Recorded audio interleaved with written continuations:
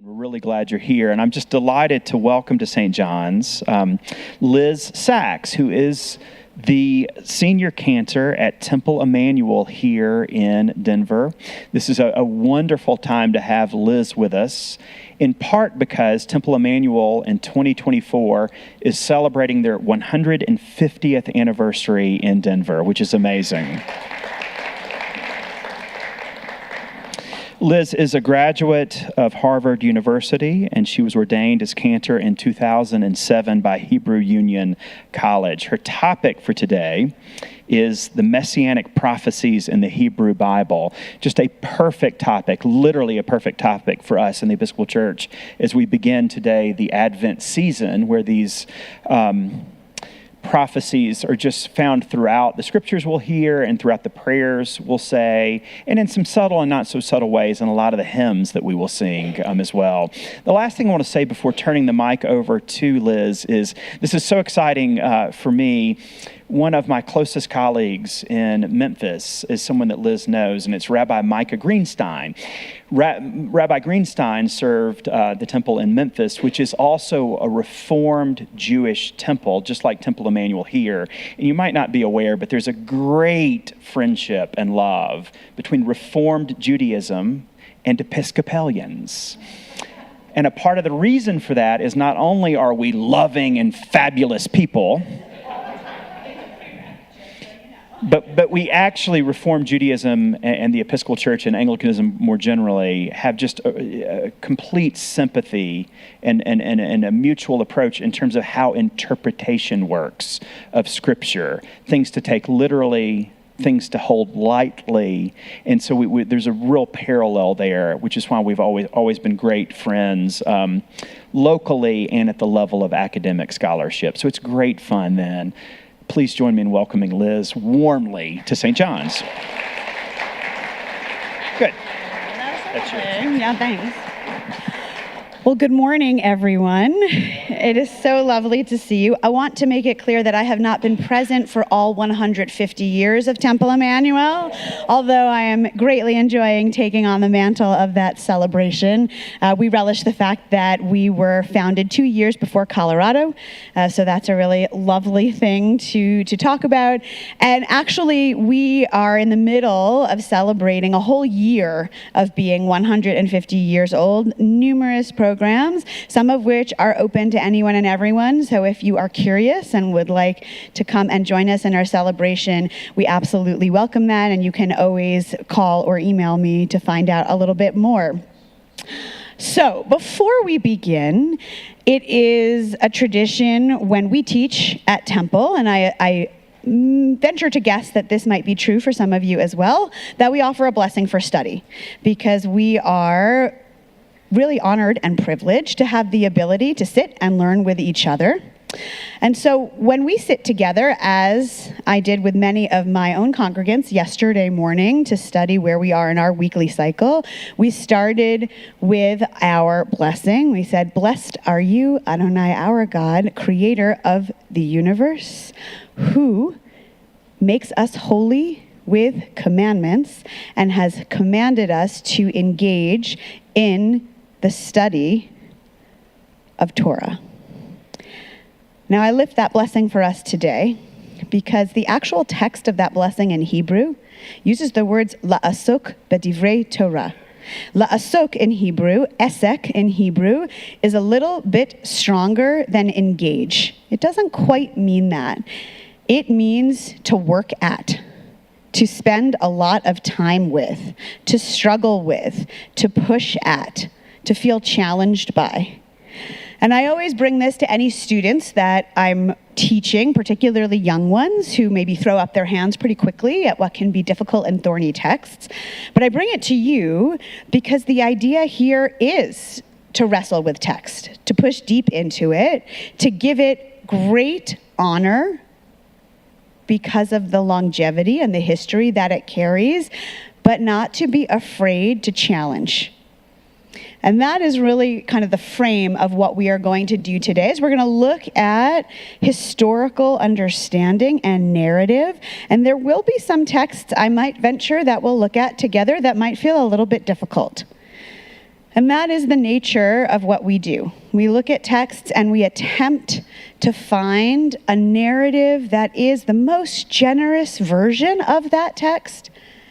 And then, once we have given the author that benefit of the doubt, we go ahead and tear it into 150 pieces. And that's okay. And in fact, according to our blessing, La'asok b'divrei Torah, both are holy projects. And so that's where we'll start today. We're going to actually be looking a little bit at the character, the idea of Jesus in Second Temple Judaism. And the reason I'm bringing this to you, and that will wander into messianic prophecy in Jewish text in the Second Temple, is because, as I'm sure so many of you know, the Second Temple period really is like the fertilizer for tremendous religious creativity that follows from that moment. Many academics who study that time frame consider it to be one of the strongest and longest bursts of religious innovation that we've ever seen. And as we start to look at it and unpack it a little bit, you will notice that it was not a gentle time. Fertile, yes. Creative, yes. Innovative, yes. All of these great things. Always supremely gracious between disagreeing groups of people? Not really. Not really. And that's, I think, important for us to remember as we start to explore this journey.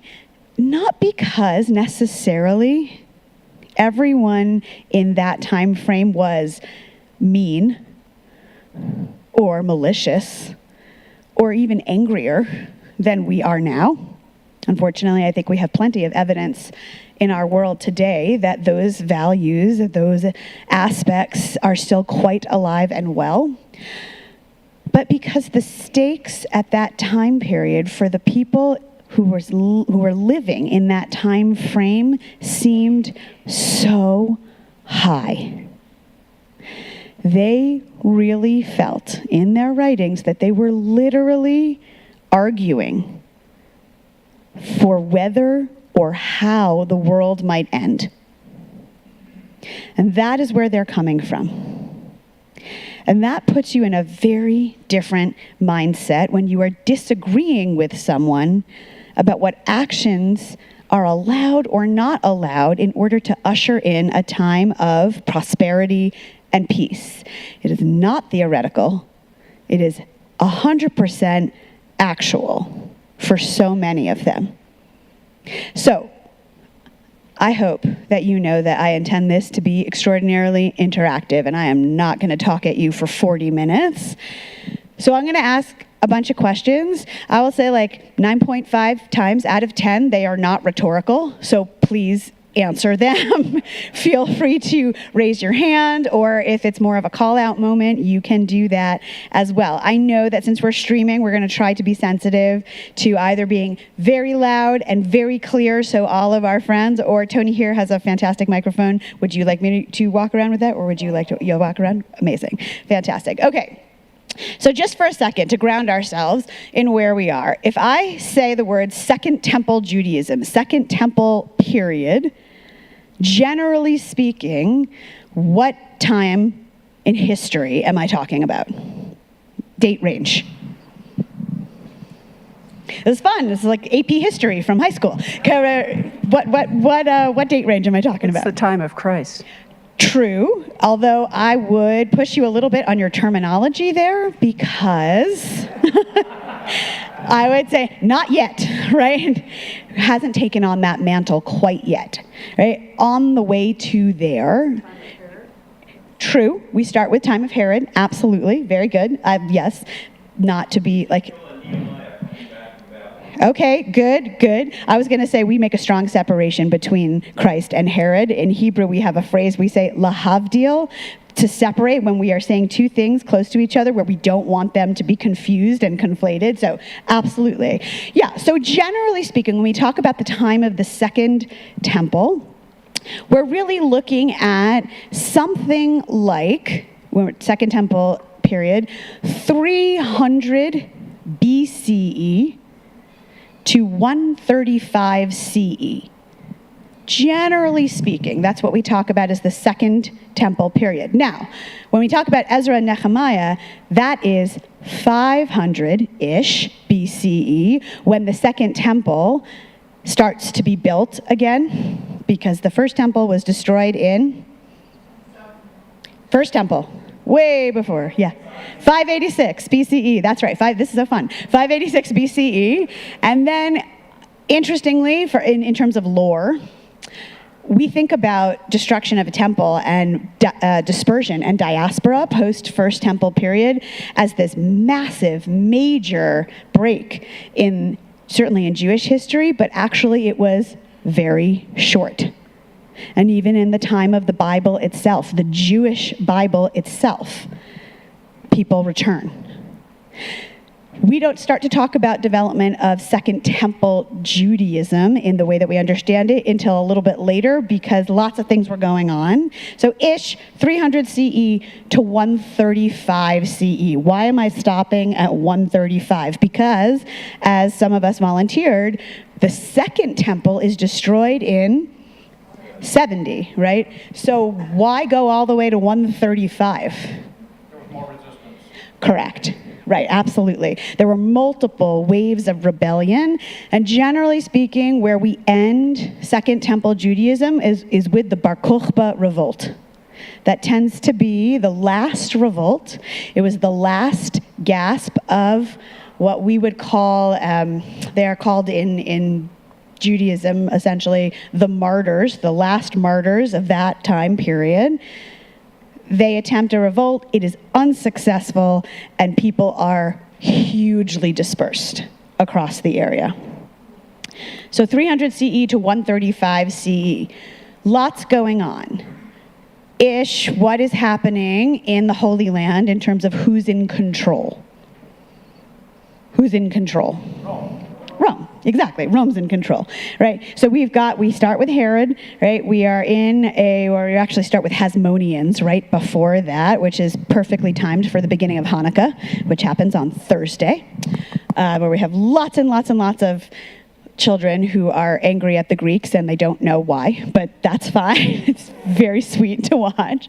But we are starting with a period where, for a little while, the Jews and the Jewish community there has a certain amount of self-rule, but a tremendous amount of debt to Rome, financial and otherwise.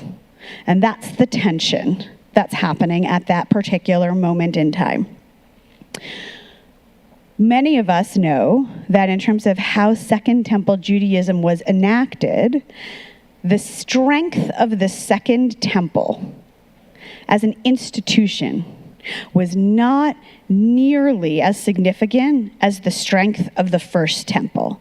So what do I mean by that? When we think about the purpose of the temples in our history, what were some of the purposes that the temples held, if you had to describe?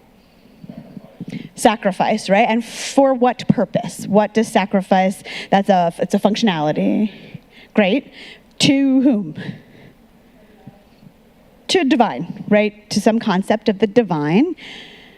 So temples enable us to talk to God in some organized way.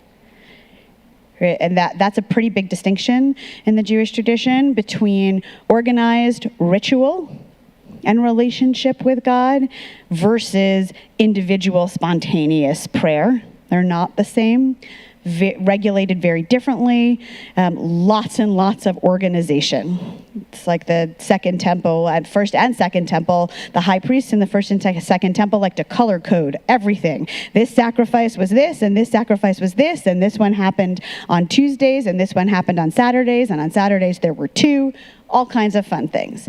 But what I'm driving at is that there were motivations behind the idea of why have a temple at all. So one was connection to the divine through sacrifice, which really sacrifices as a medium, right? So you're really talking about how do you get from here to some type of large conversation with something that is transcendent, larger than yourself.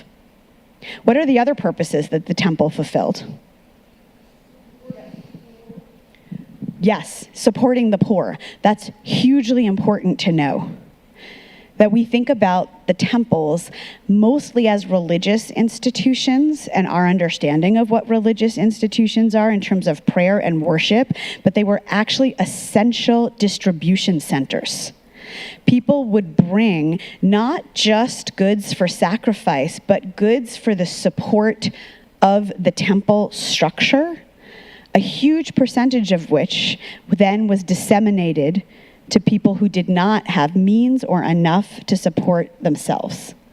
And so when you look at maps of the first and second temples, you actually see almost like, I'm not sure how you guys collect goods and services here. For us, when we collect for Jewish family services, we have giant recycle bins all around the synagogue, and people bring goods and put them in, and then they go in a central truck to Jewish family services. That's essentially what the temple was, with grain. And you see grain collection centers, stations, all around, which incidentally, some of which still exist as little pockets in the walls around Jerusalem today. If you go, you can see where they would have gone. Okay, so we have religion and talking to God, and we also have this idea of supporting the poor. Anything else that temples were intended to do?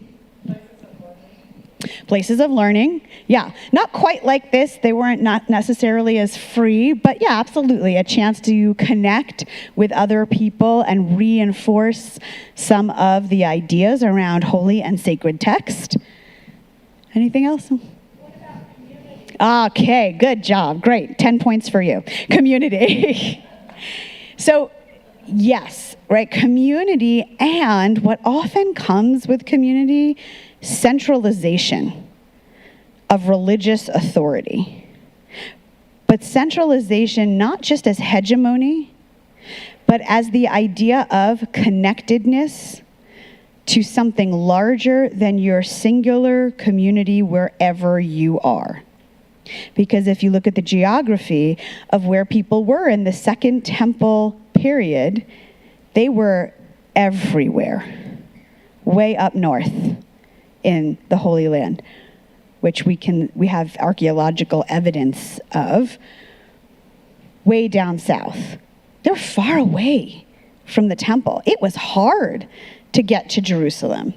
And the idea was having a central location in the center of the space helped bring people together and remind them that they were not on their own, that they belonged to something bigger. So now I'm going to go back to the statement that I started with, which is that the Second Temple was a lot less strong in all of those ideas than the First Temple was. And while that is, for this morning, not a particularly big issue when we're talking about finding a way to connect the divine or helping support the poor agriculturally, right? All of those are issues, but not our issue today. It becomes a huge issue when we think about the lack of strong centralization of ideology and community that was existing at that moment. Because when you take away the strength of a central concept, what develops in its place is differentiated understanding of your tradition. And that's the ground that we walk on in Second Temple Judaism. It is not the case that everyone is happy and hunky-dory with every kind of frame that's coming out of the temple. There are huge disagreements. And we know this most prominently around, if we start to think about sectarian Judaism in the Second Temple, who's the most famous author that defines Second Temple Jewish sects? Josephus, exactly. Josephus Flavius, who is writing really post these conversations, reflecting on what's going on in Second Temple Judaism defines three main ideological groupings. My qualifier always is anything that seems like it's clear and obvious in someone's writing is usually way more complicated than actually that. So we're going to go with three clear, defined ideological sects, which probably were not as clear in actuality. In retrospect, that's what we're able to piece together. And then we're actually going to look at some text in the Talmud and in the Mishnah that start to give you a hint about how those sects interacted with each other. So the three main sects are, what do you guys know? Okay, so Pharisees, Sadducees, and what we generally call Essenes, which is sometimes related to the Qumran sect, the Dead Sea Scrolls sect. Zealots is interesting because that is something that eventually gets pulled from each sect, and it becomes a question of modality of expression rather than ideology of how we exist. So it really ends up being more like a fundamentalist wing of everything that's going on. But for a long time, we did consider that a separate ideological experience. That has since been discussed more as like very, very strongly opinionated X, Y, and Z. So we're really talking about those three main sects, and they have three really different understandings of how to interact with tradition and what we're actually doing. Okay, pause here for 1 second, because the other piece that we need to unpack is a little bit of what are the ways that the Jewish tradition and the Jewish religion at that moment in time is being disseminated. So I think most of you know that in the Jewish tradition, even at that moment, there is a huge understanding that we have written law and oral law. Written law is mostly coming from the Torah, and then interpretations that are written down coming from the Torah. Sometimes from prophets, but in the hierarchy of how law works in the Jewish tradition, Torah always wins. If you are ever trying to prove an argument, you want a verse from Torah that proves your argument, because that's where you win. Prophets is like meh, and by the time you get to writings, you're going to lose. So don't even bother. So those are the three levels. Oral Torah at that moment in time is a fascinating concept of everything else that everyone knows that they're supposed to do, but nobody knows why. It's a really convenient bucket, right, to put things in when we talk about, wow, there are so many practices of the people that are happening that people firmly believe have been taught to them from one generation to another, have almost no basis in actual text, but are so strongly held and so consistently enacted that we have to come up with a place to put them because it's happening. Now, that's a whole other conversation that we could have about what is the actual development of religious tradition and where is the balance between scripture that dictates culture and action versus people who behave in a particular way, who then shape the tradition. And like as a spoiler, I'll tell you, in late Talmud, way down the line, like 500 CE, when there are entrenched and established communities in Babylonia, which is far from the center of where we started, one of the strongest arguments in the Babylonian Talmud for why the Babylonian community does what it does is look to the people and see what they do, and you will know what Jewish tradition is. That's literally what the Talmud says. And that is a radical shift from where we start. And I'm lifting that because it is along those fault lines that these three sects in Second Temple Judaism already start. Most prominently with Pharisees and Sadducees. Because if you had to summarize what the position of the Sadducees is, what essentially is their position? What differentiates them from the Pharisees? Yes, that's true. They don't believe in an afterlife, but there's a reason they don't believe in an afterlife. True. And the reason they don't believe in those things was most fundamentally because they are biblically based. Not quite as strongly as the Karaites, which is also a different sect that really only wants to do what's in the Torah and nothing else. Karaites have a problem even with deriving law from prophets or writings. But the Sadducees are very, very concerned with we should only follow ideas that we can ground in the Bible. There happens to be, in the Jewish understanding of the Bible, not a huge argument for afterlife. Also a different lecture. Happy to talk about that anytime. That's kind of their starting point. The other piece that comes along with that is the Sadducees believe in leadership by genealogy. They are generally considered to be descendants of high priests, and they believe that people pass leadership from one generation to another, and that the honor goes in that fashion, which is not radical. It's right there in Leviticus 16, telling you the ceremony of the high priest and who the high priest gives authority to. It's pretty clear. So that's the Sadducees. The Pharisees are really like the upstart ideological let's get crazy crew, which sounds very funny when we think about what they turn into or where they land at the end.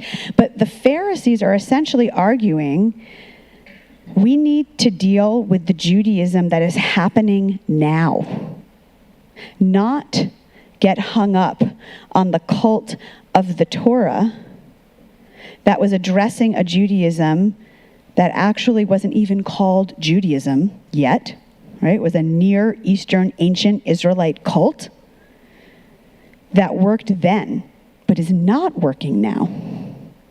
And so one of the prominent examples of these vicious arguments between Pharisees and Sadducees, and we're going to look at text in just a second, is you have the Pharisees coming up with new ideas that become Jewish law that are not biblically based at all, and in fact, sometimes actually overturn what's in the Torah. This is going to get complicated for like 30 seconds, but hang with me for a second. One of the most famous examples of that is the concept of prosbul. Has anyone ever heard that word before? It's a really fun word to say. Prosbul is a concept that the Pharisees create because in the Torah, it tells us that every 7 years we are supposed to do what with our agricultural land? Leave it, let it rest. And every 49 years we are supposed to Jubilee everywhere, right? All over the place. Releasing anyone who has been held in captivity, huge year of rest for the community. The Pharisees take a look at what's going on with people lending other people land, and they see that no one wants to lend anybody land for money in the 48th year. Why would you do that, right? Like, your contract is essentially negated when you get to the next year. And the Pharisees say, this isn't good because business is essentially halting. People are not going to be able to eat because they are not going to be able to rent land to grow crops because owners of those crops, owners of the land, are not going to give it to them in the 48th year, and probably there was creep in the 47th year, and the 46th year, and the 45th year, right? And so the Pharisees come up with this concept called prosbul, which says if you put a prosbul clause in your land contract, this is in the Mishnah, you negate the Jubilee year. You do not have to return your land in the Jubilee year. Now, you could understand from a position of justice and of trying to help people eat and work where that's coming from. You have to look at what's happening now, not a law from Torah that may not make sense anymore. But you could also understand as a Sadducee, if you look at that, you could respond to that by saying, how convenient for people who are in power. And those become the lines of the argument.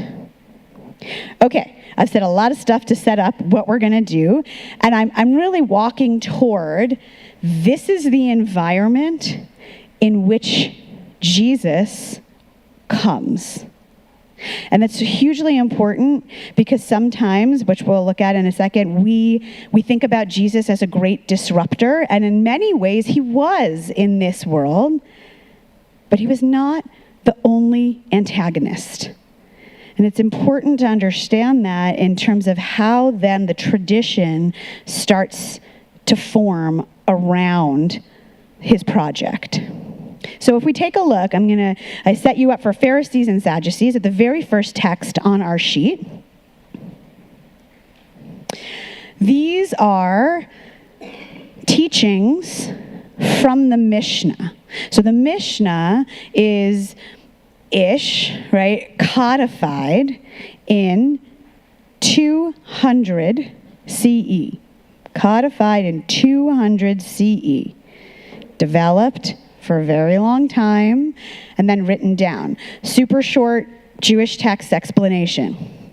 If you were thinking about the way the Bible works, what is the structure of the Bible in terms of how it organizes itself?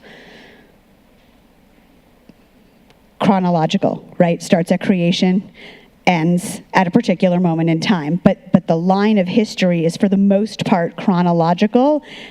Mishnah is topical. It pulls all of the laws from the Torah and from anywhere else that it thinks it can find it, but really mostly from the Torah. And it organizes it by topic into 6 orders. And it includes commonly held oral law. It is the first time that the oral law gets written down. Also a complicated conversation for another time. So you have Mishnah, which is every tractate. So you look at the top, it says tractate Soferim. That's a tractate by topic. It's talking about different things. Soferim in Hebrew means books. So when you talk about someone who writes a Torah scroll, they are a sofer or a soferet. They are a scribe. So this is a tractate that's dealing with how we handle holy books. Good? Okay, who would like to read the first text? Raise your hand high so Tony can run to you. Anna, thank you. A scroll of the Torah that was written by a Sadducee, an informer, a proselyte, a slave, a woman, a madman, or a minor may not be used for the election. This is the rule. Whosoever cannot act in religious matters on behalf of the public is not permitted to write a scroll of the Torah. Okay. We start right with like a nice gentle text from the Mishnah. So the Mishnah is written largely by the Pharisees. That's who is writing the Mishnah. And right away, I'm not going to go into all the different ways that this text is problematic because that's like a year of classes, but who is the company of the Sadducees in this text? Who are the people that they are being compared to? Slaves, madmen, I'm going to leave the women thing out for a little while, but obviously these are not categories of great honor. Right? And it is a pretty vicious text. They're saying that any Sadducee who writes a Torah, it cannot be used because the basis of the text or the idea behind the text is what? A valid human or a not valid human? Not a valid human.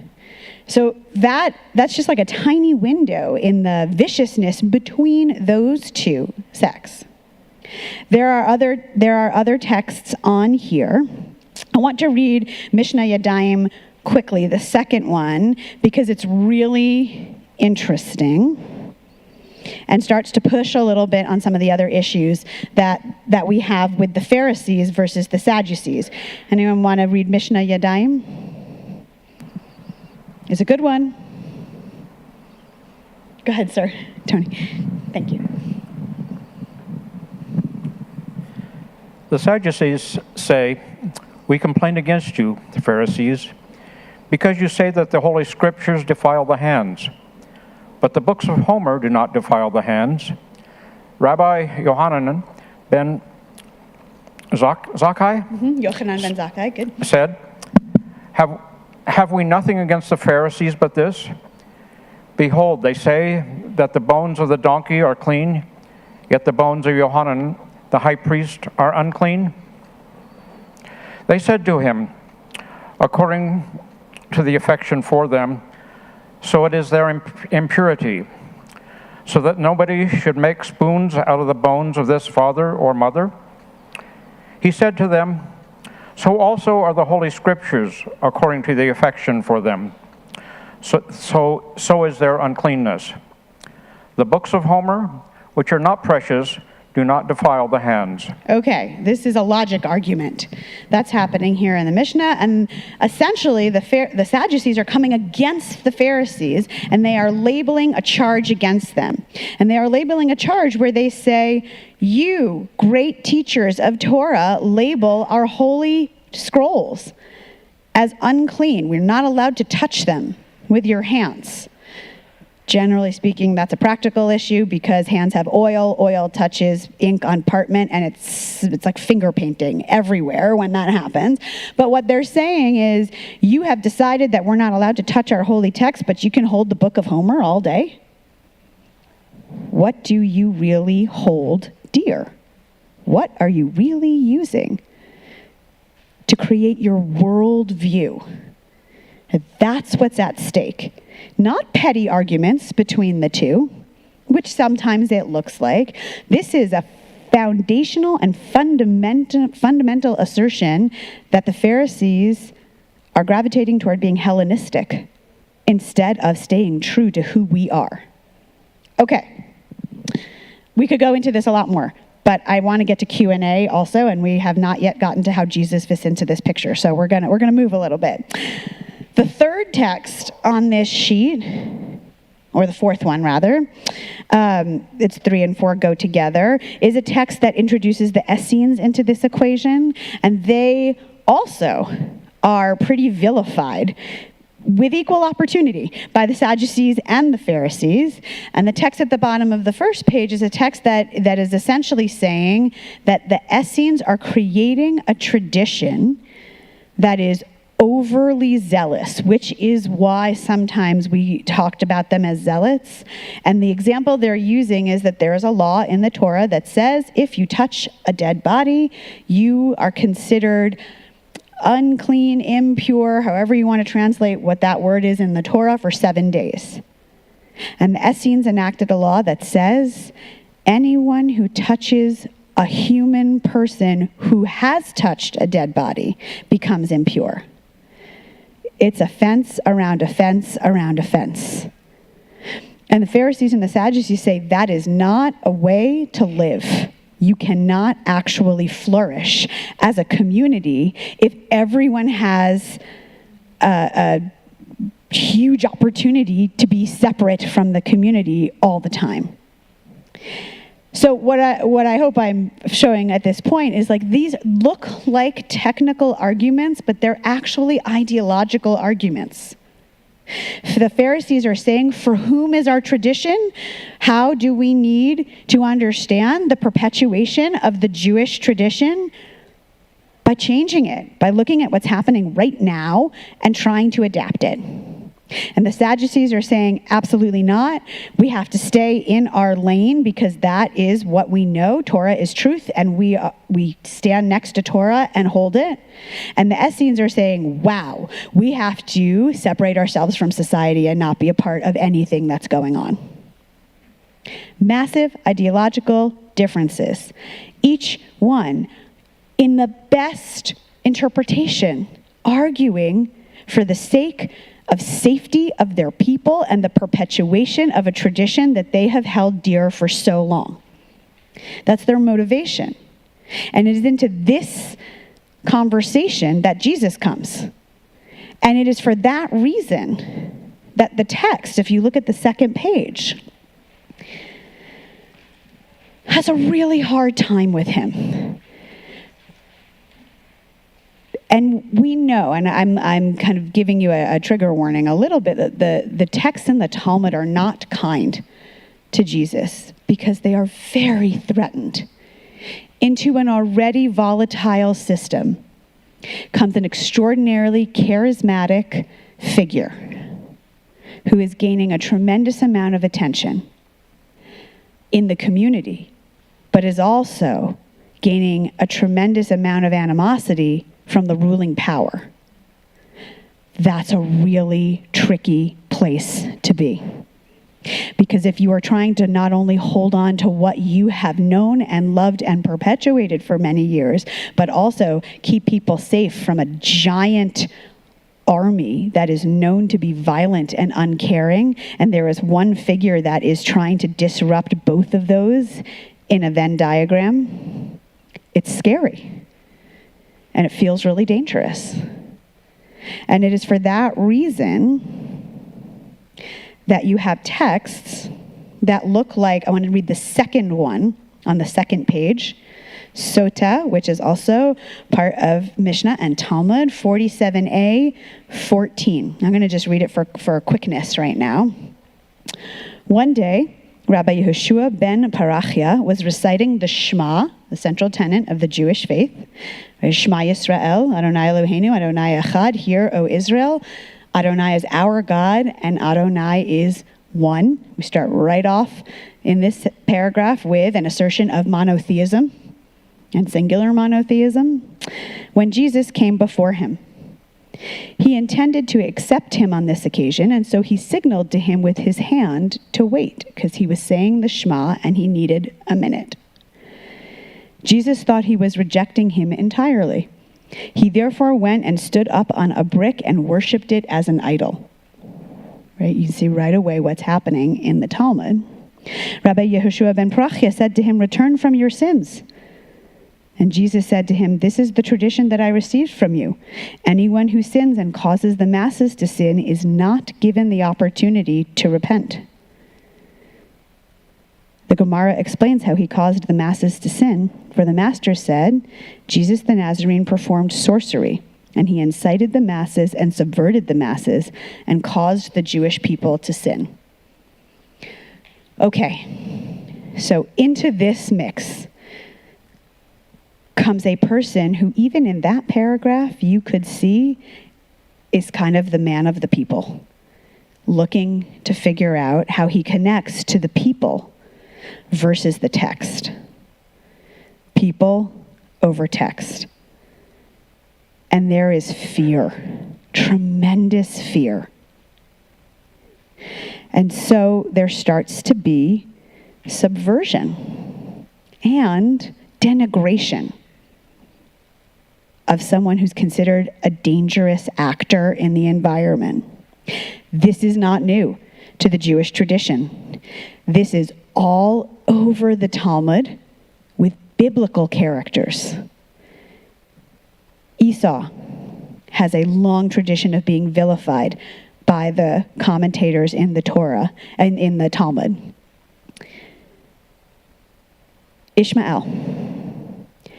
Every person who stands slightly outside the line of where the tradition is supposed to go, their reputation is twisted. Now, why would we do this? Where is the benefit? Where is the generous interpretation of a text like this? Why not say, you have a different idea? Fantastic. Let's be an angel investor. Here's some money. Go start your own thing. But why not? What is the Talmud responding to here? What do you guys think?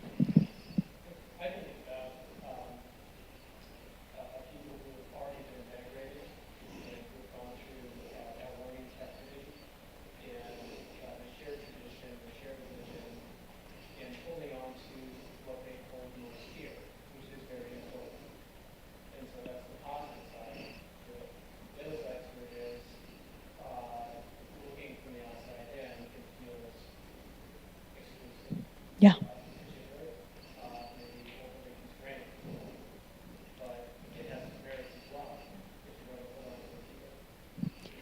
Yes, which is usually the good Jewish answer, is when there's multiple things that are laid out in front of you, the answer is yes. How many things do you want to eat tonight? Yes, is the answer. But what I'm trying to show here is this is not animosity for animosity's sake. And I'm not sure it's even jealousy. I think it's fear. And it's fear of disruption. And it's fear based on trauma of a moment in time when a people was already conquered, dispersed, not allowed to practice their tradition in the full way that they want to. And if I had to guess, the rabbis of the Second Temple period, the Pharisees and the Sadducees, they knew the closer we got to the disruption of the politics in Rome, they knew it was coming again. It was not hard to see the signs. It was not hard to see the chaos building. And they were scared. And yes, in those moments, that's exactly when leadership arises. Unsurprising that Jesus had the draw that he did in a moment of panic and chaos and fear and division.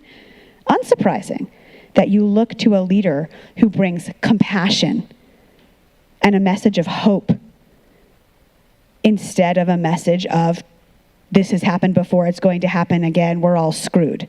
And I say that a little bit in jest, but not really. That is essentially what the Pharisees and Sadducees are petrified about. So the last piece I want to look at, and then we're going to do a little bit of Q&A, is just for a second on the third page, and third and fourth page, I have two sections, one from 1 Corinthians, and then if you look at the back, there are three short sections from a book called Second Baruch. Does everyone know what that book is, where it comes from? Second Baruch is part of what we call the pseudepigrapha, which is outside of the Bible, non-canonical books. Essentially books that didn't make the short list of the Bible. They existed. They were very much a part of our tradition. The Second Baruch, in terms of its history, is not included in the Bible. It's called extra-canonical because it was too late. It was written later than the canon was really coming together. But it was out there, and people were using some of those texts as, in this time frame, the division between canonical books and non-canonical books, super blurry, really blurry. It takes a long time to canonize something like the Bible and to make it really have the power that it does today. And so things were still in flux, which we know most predominantly from Qumran, and the number of holy texts and the differences of the scrolls that are found there. But these texts show lots of positions that we don't necessarily associate with the Jewish tradition at all. They're really interesting. Some of them have super cool names, like one is called Bel and the Dragon, which is really fun to read. It's a little bit like Beauty and the Beast, but not so much. But what I want to show you in Second Baruch, which is a Jewish apocryphal text, Not a Christian text. Too early. There were no Christians yet. It is 1st century CE text. And I assume that most of you are familiar with Corinthians. So that's the part that if I'm teaching a Jewish audience, I spend a lot more time on. But for you guys, I want you to take a look at Baruch. And it says in Baruch, someone is talking. The author is talking to God. Nevertheless, I ask again from you, O mighty one, I will ask you who made all things, in what shape will those live who live in your day? Or how will the splendor of those who are after that time continue? Will they then resume this form of the present and put on these entangling members, limbs, physicality, which are now involved in evils and in which evils are consummated? Or will you perhaps change these things which have been in the world? And what you see in Baruch, if you read more, is there is an intense metaphysical question about resurrection. When we're all resurrected, what are we going to look like? Are we going to have bodies? Are we not going to have bodies? Is the world going to be filled with some bodies and not bodies? Is everyone going to be a spiritual entity of some kind? Corinthians and 2nd Baruch are almost identical in the questioning of what does resurrection actually look like. And I'm lifting this, and this is what I'm going to end with so we can do just like a couple minutes of Q&A. When we think about Jesus in the Second Temple period, it is tempting to imagine, because of the post-rabbinic history, which gets very aggressive and very antagonistic, farther out than what we've read so far, that is the ideas that were threatening, that it is the concepts that were so firmly rejected. But that's actually not quite true. The ideas were circulating everywhere. Jewish groups were writing books about resurrection. It was happening. And so it wasn't really what we associate. It wasn't really that the teachings were so dangerous.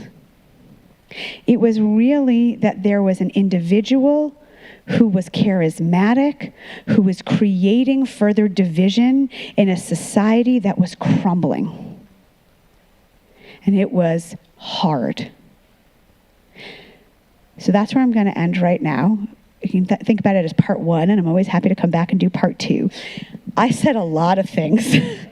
So questions, and I know you are in more of a time crunch than I am, so just know that, but go ahead. And the other thing I will say, and I mean this with great sincerity, is please do not imagine that you can insult me with a question. You really can't. I teach 13-year-olds all the time, so know that it is unlikely that you're going to get there. So go ahead.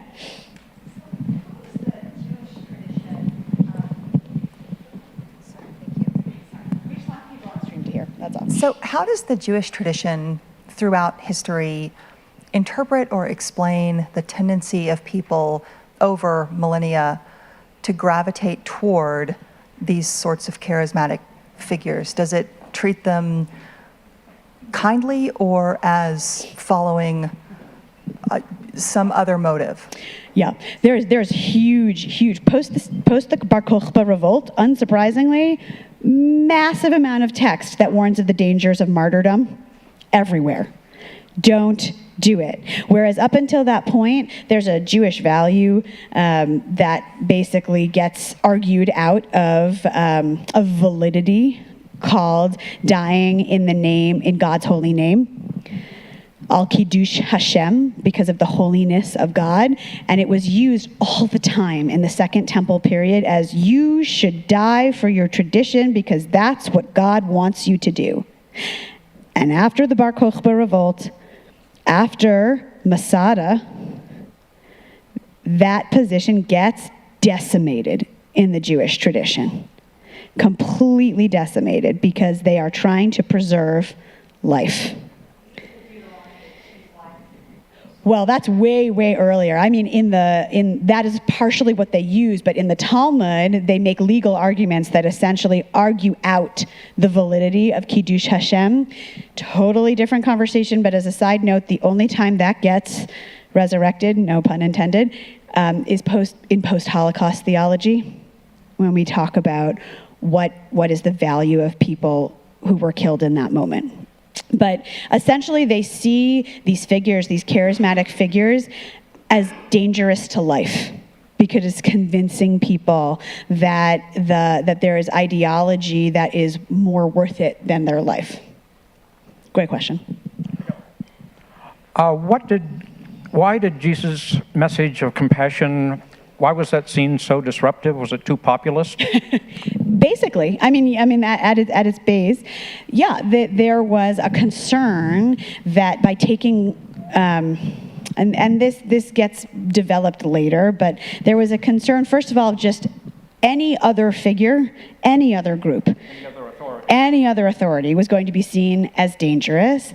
And I think, as many of us know, when you are trying to hold on to control, any message that preaches let go of control, find a different way, choose the individual over the authority, is seen as threatening. Great. One more question, and then we're good? All right, one more question. Make it a good one, no pressure. That segues, yes, no problem. That segues into a very interesting question. You mentioned, what was the nature of the debt to the Roman Empire? Mostly taxes. Let's be real. The Roman Empire was taxing the Jewish community heavily, right? They were really attempting to, as we often do. This gets into thorny current political conversations, but they're a power in charge. They understand they have minority groups under their control. They are simultaneously trying to discourage the perpetuation of those minority groups while also manipulating them financially as much as they can. Right? They're trying to do both of those things. Make it extraordinarily difficult to be Jewish, to be part of that community in the Roman Empire, because it would be so much better if everybody were the same. Big part of the Roman mentality. But also, if you're going to be sectarian, you have to pay for it. And so both of those were happening. Hey, Okay. listen, two last questions. One, we do a quick riff on Paul being Jewish and a Pharisee. Just quick. A quick one? I mean, there is huge evidence to yes for that one. I mean, huge. And Pauline Christianity and the development of Paul into this system is a really, really important part of what we talk about. And I have a whole other study on Paul. And is Paul Jewish? Well, I love everything you did. I can't believe that you managed to tuck in that whole resurrection piece. That was truly amazing and even in a way perfect for Advent. Last question is, will you come back? Sure. Truly, this is thrilling. Just thank you so much. I promise you'll have another invitation, and I promise the next invitation will be for 2 or 3 Sundays, because it would be great to have you. We're truly grateful, and please, for Temple Emmanuel, let them know of our warmth and love and prayers for a fabulous 150th anniversary. For everyone joining us online, thanks for being here, and the service of Holy Eucharist begins at 10:30 a.m. at the same place, sjcathedral.org. God bless you.